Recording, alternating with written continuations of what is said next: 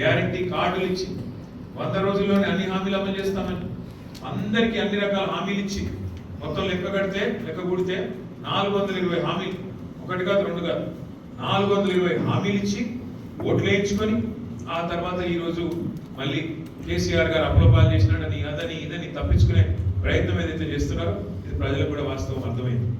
రెండవది, ముఖ్యమంత్రి గారి వ్యవహారం, కాంగ్రెస్ ప్రభుత్వం యొక్క మాటలు, వారి చర్యలు.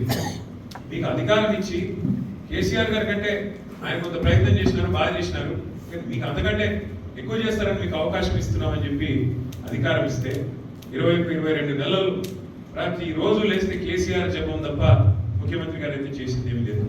పడుకుంటే కేసీఆర్, లేస్తే కేసీఆర్, పడి పిల్లల కాడ మీటింగ్ పెడితే కేసీఆర్, ఆఖరికి ఎక్కడ పెట్టినా కేసీఆర్ గారి జపం చేయకుండా మాత్రం ఇలా ముఖ్యమంత్రి గారు లేరు. ఆలోచించండి మీరు కూడా.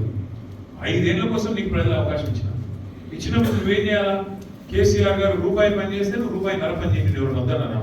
కేసీఆర్ పేదవాడికి 1000 రూపాయలు ఇస్తే నువ్వు 2000 రూపాయలు ఇచ్చే ప్రయత్నించి వద్దని లేదు. కేసీఆర్ గారు బాన్స్వాడలో 11,000 ఇల్లు కడితే నువ్వు 22,000 ఇల్లు కట్ట వద్దన్నారు ఎవరు?